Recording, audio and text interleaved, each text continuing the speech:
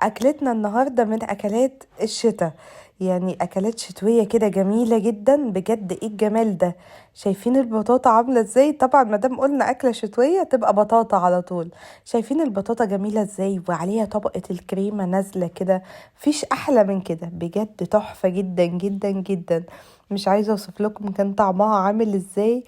وطبعا هي حلاوتها ان هي تتاكل سخنة كده، يعني ما ناكلهاش بقى وهي في التلاجة ولا اي حاجة، هي حلاوتها سخنة كده عشان تدفي. يلا بينا على طول. اول حاجة هنا معايا 1.5 كيلو من البطاطا، طبعا غسلتها حلو جدا وقشرتها زي ما انتوا شايفين، وبقطعها كده سلايزات تخينة زي ما انتوا شايفين بالظبط. تمام، هنقطع بقى الكمية بتاعتنا كلها، هو ده حجم البطاطا. وبعدين حطيناها في حلة بقى على النار، حطينا عليها 1.5 كوب من اللبن وتلت كوب من السكر، وبعد كده هنسيبها بقى على النار لحد ما البطاطا بتاعتنا تستوي، وكمان باكو صغير من الفانيليا. بس كده. شايفين على فكرة ما بتاخدش وقت خالص في السوا، يعني هي على طول هتلاقوها ان هي بدأت تستوي معانا. بعد ما خلاص احنا لقيناها قربت تستوي خالص، هنزل بمعلقتين كده من الزبدة، مكعبين من الزبدة صغيرين.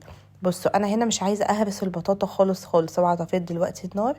مش عايزه اهرسها خالص، هعملها كده بالويسك زي ما انتوا شايفين، بحيث ان يبقى فيها برضو قطع صغيره.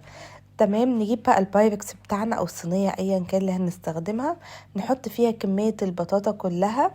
شايفين انا عملتها ازاي؟ فيها حتت كده بطاطا عشان انا مش عايزاها تكون كريمه خالص، عايزه يبقى فيها قطع صغيره. ونسويها كده في الصينيه بتاعتنا على قد ما نقدر. تمام. ونيجي بقى نعمل الخطوه التانية بتاعتنا. هنا معانا حلة الكلام ده كله على البارد، هحط فيها 3 كوبايات من اللبن، حط عليهم 3 معالق كبار من النشا، و4 معالق كبار من الكريم شانتيه. تمام. والسكر بقى على حسب الرغبة، يعني على حسب الكريم شانتيه كان مسكر ولا لا. انا هنا عندي ما كانش مسكر فضفت له 3 معالق كبار من السكر. وهنبتدي بقى ان احنا نحطها على النار ونقلب كده فيها لحد ما القوام بتاعنا يبتدي يتقل معانا. تمام. وهنحط هنا كمان باكو كده من الفانيليا.